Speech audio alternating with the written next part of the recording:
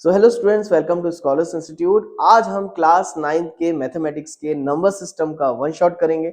उम्मीद करता हूं कि आप सब बहुत अच्छे होंगे और मेरे वीडियो लेक्चर का वेट कर रहे होंगे। ठीक है, तो बिना देर के इस चैप्टर्स को स्टार्ट करते हैं। ये चैप्टर काफी आसान है। आप अपना पेन पेपर ये बुक कॉपी लेके बैठे रहो। मैं आपको इसके सारे क्वेश्चन सारे सॉल्यूशंस पूरी एनसीईआरटी कवर करा दूंगा। ठीक है, तो बिना देर किए जल्दी से स्टार्ट करते हैं। मुझे सबसे पहले आप ये बताओ यार, नंबर सिस्टम में टोटल आपके कितने टाइप के नंबर्स होते हैं? तो नंबर सिस्टम में बेसिकली हमारे दो टाइप के नंबर होते हैं। एक होता है रियल नंबर और एक होता है imaginary number. Now real number क्या होता है? रियल नंबर वही नंबर्स हैं बेटा जो आज तक आपने पढ़ रखे हैं। 7th क्लास में, 8th क्लास में आपने कौन कौन से नंबर्स पढ़े? आपने नेचुरल नंबर पढ़ा है, होल नंबर पढ़ा है, इंटीजर पढ़ा है, रैशनल नंबर पढ़ा है, इर्रेशनल नंबर पढ़ा है। तो अभी तक आपने नंबर सिस्टम में जितने भी नंबर्स पढ़ रखे हैं ना, that all comes under the category of real number.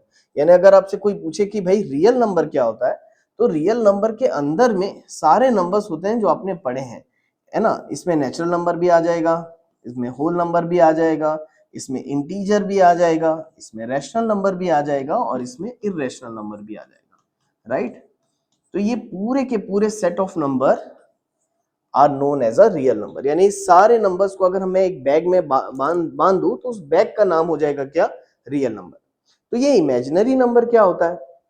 अब यार देखो, इमेजिनरी नंबर को ना आई से डिनोट किया जाता है। आई स्टैंड्स फॉर आयोटा और ये होता है अंडर रूट ऑफ -1। इसको आप पहली बार एक्सप्लोर करोगे क्लास 11th में, जब आप 11th का कॉम्प्लेक्स नंबर एक चैप्टर पढ़ोगे, वहां आपको पहली बार ये इमेजिनरी नंबर पढ़ाया जाएगा। फिलहाल अभी 9th और 10th में हमको इमेजिनरी नंबर से कोई मतलब नहीं है। हमारा पूरा फोकस रियल नंबर पे होना चाहिए। बोलो करेक्ट है? तो चलो जल्दी से हम देखते हैं ये रियल नंबर क्या होते हैं। ठीक, एक मिनट। तो यार अब मुझे ये बताओ, ये रियल नंबर क्या होता है? तो मैंने आपको ये बताया कि रियल नंबर के अंदर में सारे नंबर्स वो होते हैं जो अभी तक हमने पढ़ रखे हैं। तो अगर मैं सारे नंबर्स की बात करूं तो रियल नंबर के अंदर कौन कौन से नंबर्स आ जाएंगे बेटा? रियल नंबर्स के अंदर ये सारे नंबर्स आ जाएंगे, है ना। Natural number, whole number, integer, rational number, irrational number. तो इसको मैं जल्दी से एक एक बार बताते चलता हूं आपको। क्या आप बता सकते हो what do you mean by natural number? तो नेचुरल नंबर क्या होता है? Natural number are known as a counting number, जहां से हम काउंटिंग स्टार्ट करते हैं। काउंटिंग कहां से स्टार्ट करते हैं? 1 2 3 4 5 6 गोज अप टू इंफिनिटी। तो नेचुरल नंबर्स को n से डिनोट करते हैं और they are known as a counting numbers, right. Starting from 1 2 3 4 5 goes up to infinity. Second number होता है होल नंबर। होल नंबर को हम w से रिप्रेजेंट करते हैं और होल नंबर स्टार्ट कहां से होता है? जीरो से स्टार्ट होता है। 0 1 2 3 4 5 goes up to infinity. Third होता है आपका इंटीजर्स। इंटीजर्स को हम z से डिनोट करते हैं। नाउ व्हाट आर इंटीजर्स बेटा? नंबर लाइन में आने वाले सारे के सारे नंबर। जैसे अगर आप कि मैं आपको बताऊं नंबर लाइन, तो नंबर लाइन हम कैसे करते हैं? 0 लिखते हैं सेंटर में, फिर 1 2 3 4 5 6 goes up to positive infinity, -1 -2 -3 -4 goes up to negative infinity. तो पॉजिटिव इंफिनिटी से लेकर नेगेटिव इंफिनिटी तक आने वाले सारे नंबर्स को हम इंटीजर बोलते हैं। बोलो करेक्ट है? तो यहां से ये 0 से पॉजिटिव इंफिनिटी, 0 से नेगेटिव इंफिनिटी। एक चीज ध्यान रखना, इंटीजर्स में कभी भी कोई नंबर फ्रैक्शन में नहीं होगा। इंटीजर्स में कभी भी कोई नंबर डेसिमल में नहीं होता, है ना। They are the plane numbers, है ना। Positive infinity, negative infinity, plane numbers. ठीक है, तो उसको इंटीजर बोलते हैं। इंटीजर को z से डिनोट करते हैं। डिनोशन भी आपको काफी अच्छे से याद होना चाहिए। ठीक, नेक्स्ट है आपका rational number. Now what do you mean bye rational number? अच्छा, अब ये रैशनल नंबर क्या होता है बेटा? तो रैशनल नंबर्स को हम क्यू से डिनोट करते हैं और ये वही है जो आपने 8th क्लास में पढ़ा है। आपने 8th क्लास में पहला ही चैप्टर मैथमेटिक्स का आपका रैशनल नंबर रहा होगा। तो रैशनल नंबर का डेफिनेशन आपने क्या पढ़ा है? Any number which can be written in the form of p by q, where p यहाँ लिखा है, मैं इसी के थ्रू बता देता हूं आपको। Any number which can be written in the form of p by q form, where p and q are integers and q is not equal to 0। ऐसे कोई भी नंबर्स जिसको आप p बाय q में के फॉर्म में लिख सकते हो, उसको रैशनल नंबर बोलते हैं। कंडीशन बस एक है कि भाई ये जो q है ना, ये q जीरो नहीं होना चाहिए। q जीरो हो गया तो दिक्कत हो जाएगी। बोलो क्लियर है यहाँ तक? अच्छा, क्यों दिक्कत हो जाएगी ये भी समझ लेते हैं। जैसे मान लो हम हमेशा पढ़ते हैं भाई, कोई भी रैशनल नंबर है ना, तो रैशनल नंबर वो नंबर होते हैं जिनको हम p बाय q के फॉर्म में लिख सकते हैं, लेकिन ये q जीरो नहीं होना चाहिए। Q0 इसलिए नहीं होना चाहिए कि मैथमेटिक्स में कोई भी नंबर के नीचे डिनोमिनेटर में अगर जीरो आ गया, जैसे मान लो 1/0, अगर डिनोमिनेटर में जीरो आ गया बेटा तो ये अनसॉल्वेबल क्वांटिटी है, आप इसको सॉल्व ही नहीं कर पाओगे। डेट इज वाई डिनोमिनेटर में कभी भी जीरो आ जाता है ना तो हम इसको नॉट डिफाइन पढ़ते हैं। क्या बोलेंगे हम इसको? सीधा सीधा नॉट डिफाइन। आप इसको डिफाइन कर ही नहीं सकते। 1/0, 2/0, x/0, मैथमेटिक्स में कभी भी डिनोमिनेटर में जीरो आ गया तो वो सीधा सीधा नॉट डिफाइन हो जाता है। डेट इज वाई हम हमेशा पढ़ते हैं कि ये जो q है ना ये जीरो नहीं होना चाहिए, q should not be equal to zero. Hopefully आपको बाकी समझ में आया होगा। बाकी रैशनल नंबर कुछ भी हो सकता है यार, ये पॉजिटिव भी हो सकता है, ये नेगेटिव भी हो सकता है, जैसे ये 2/3 भी हो सकता है, ये -3/4 भी हो सकता है, कुछ भी हो सकता है, ठीक है ना। बस यार ये क्यों जीरो नहीं होना चाहिए, उसके अलावा कोई भी फ्रैक्शन में आप नंबर लिखो वो रैशनल नंबर है। अच्छा, इरेशनल नंबर क्या होता है फिर? तो भाई वो नंबर जिसको हम p बाई क्यू के फॉर्म में नहीं लिख सकते। जिसको p बाई क्यू के फॉर्म में लिख सकते हैं वो रैशनल नंबर, और जिसको p बाई क्यू के फॉर्म में नहीं लिख सकते उसको क्या बोलेंगे हम? Irrational number, as simple as that. ठीक है, अब इरेशनल नंबर का बेसिक एग्जांपल आपने 8th में भी पढ़ा है। इरेशनल नंबर क्या होता है बेटा? Pi, √2, √3, √5 and so on, they are known as a irrational number, क्योंकि हम इसको p बाई क्यू के फॉर्म में नहीं लिख सकते। इस इरेशनल नंबर का डेफिनेशन और भी बहुत सारी चीजें हम आगे इस चैप्टर में एक्सप्लोर करेंगे, ठीक। तो बेसिक रियल नंबर जो है, तो ये रियल नंबर के अंदर ये सारे नंबर कवर हो जाते हैं। Natural number, whole number, integer, rational number, irrational number, ये सारे को हम रियल नंबर बोल सकते हैं। बोलो क्लियर हुआ यहाँ तक, है ना? होपफुली बिल्कुल अच्छे से समझ में आ गया होगा। जल्दी से आगे बढ़ते हैं अब अपन। Now example number 1। अब ये जो मैंने आपको थोड़ी देर पहले टेबल समझाया ना, natural number, whole number, integer, इसी के बेसिस पे कुछ ट्रू फॉल्स क्वेश्चन आपके एनसीईआरटी में। एक क्वेश्चन आपका एग्जांपल में, पहले हम फर्स्ट एग्जांपल करेंगे। देखो ये आपके बुक का ही एग्जांपल है, एनसीईआरटी का दिया हुआ है। Are the following statements true और false, give reason for your answers, है ना। यानी हमको ट्रू फॉल्स बताना है और रीजन बताना है, ठीक है। पहला दिया है every whole number is a natural number. इसको ना यार ये मैं टेबल से ही आपको समझाना चाहूंगा। वो बोला है every whole number is a natural number. इसको बिल्कुल आराम से एक बार और समझाता हूं। Is every whole number is a natural number, वो आपको बोल रहा है क्या सारे होल नंबर को नेचुरल नंबर बोल सकते हैं क्या? ट्रू या फॉल्स? आप मुझे होपफुली सुन पा रहे होंगे और आपके मुंह से कुछ ना कुछ तो आंसर निकल रहा होगा, ट्रू या फॉल्स, ठीक है। लेकिन तो भी चलो, क्योंकि ये रिकॉर्डेड लेक्चर्स है तो मैं एज्यूम करता हूं कि कुछ सही बोल रहे होंगे, कुछ गलत बोल रहे होंगे। अब मैं थोड़ा सा इसको एक्सप्लेन करता चलता हूं। मैंने आपको बोला क्या every whole number is a natural number, तो ऐसा नहीं हो सकता बेटा। आप देखो सारे होल नंबर्स को हम नेचुरल नंबर कैसे बोलेंगे? होल नंबर में तो यहाँ जीरो भी है, और जब यहाँ जीरो है तो नेचुरल नंबर में तो जीरो नहीं होता।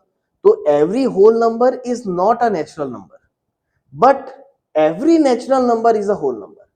अगर मुझसे कोई ये पूछे is every whole number is a natural number, तो फॉल्स।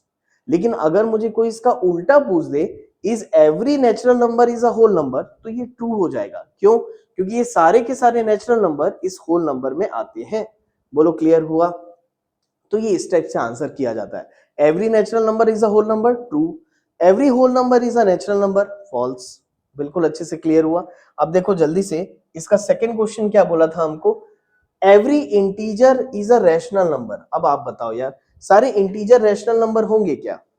देखो, is every integer is a rational number, true या फॉल्स? ये 100% ट्रू होगा। अब कैसे होगा तुम बताओ? क्या सारे इंटीजर, ये पूरे इंटीजर है, क्या इन सारे इंटीजर को हम रैशनल नंबर यानी p बाई क्यू के फॉर्म में लिख सकते हैं? बिल्कुल आराम से लिख सकते हो। आप मुझे बताओ ये जितने भी इंटीजर हैं क्या सब के नीचे हम अपॉन 1 लिख सकते हैं?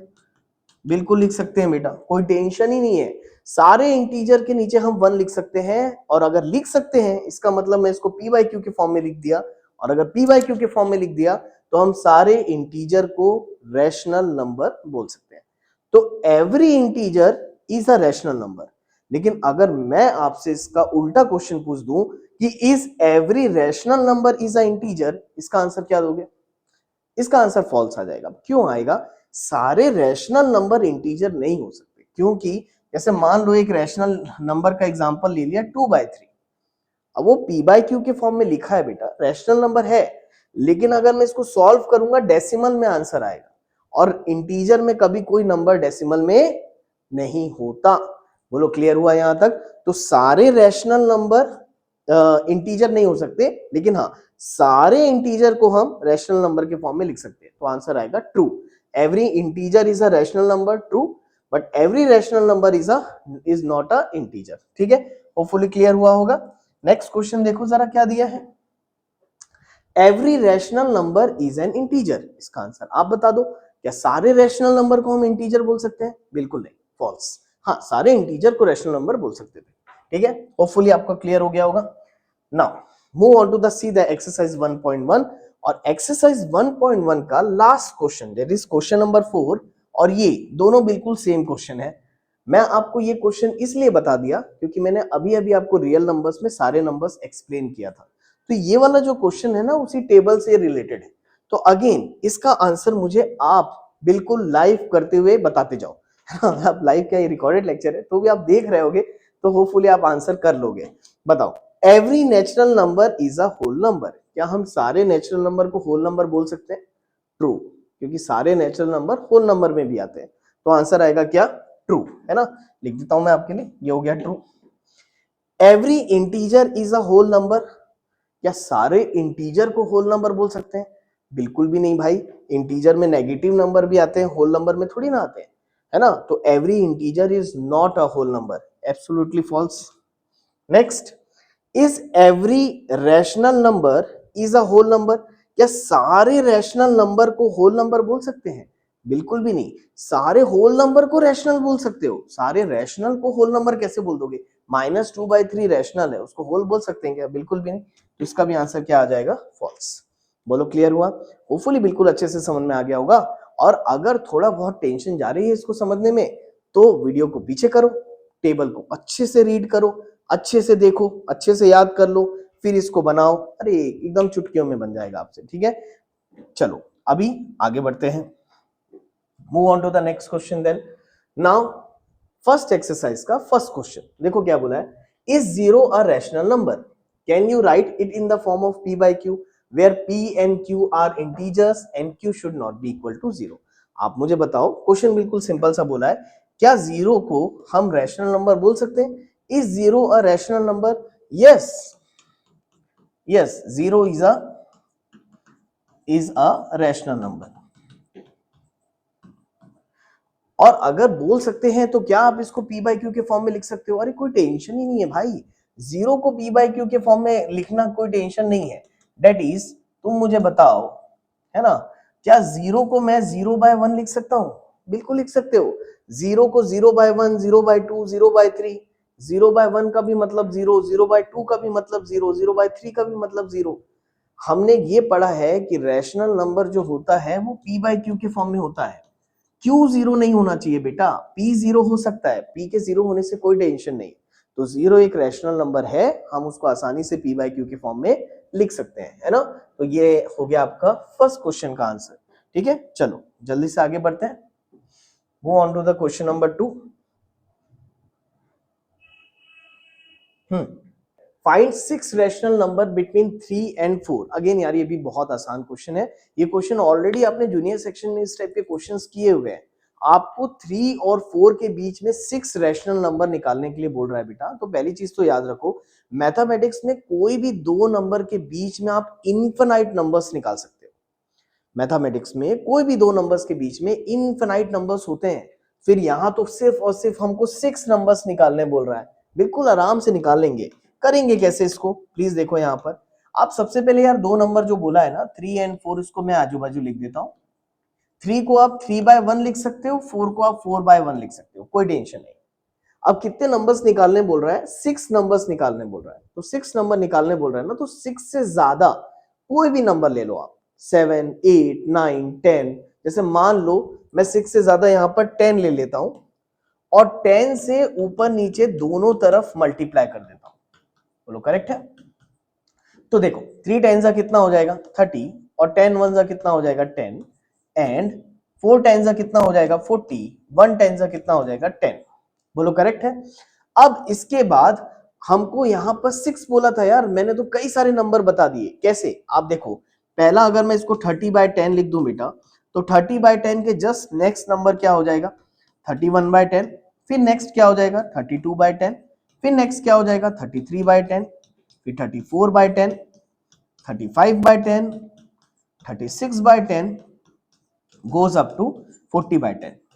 पूरा लिखने की जरूरत नहीं है, आपको 6 नंबर्स बोला था देखो निकालने, मुझे दो नंबर्स के बीच में, यानी कि ये और ये, इसके बीच में 6 नंबर्स निकालने बोला था। तो आप काउंट कर लो, 1 2 3 4 5 6 नंबर्स निकाल के बता दो, काफी है। बोलो क्लियर है? तो अब आप सोचो, अगर मैं आपको इसी क्वेश्चन में मैं बोल देता 10 नंबर्स निकालो, 20 नंबर्स निकालो, इवन दो अगर मैं आपको इसी क्वेश्चन में बोल देता कि इन दोनों नंबर के बीच में 100 नंबर्स निकाल के दो, तो क्या फर्क पड़ता है?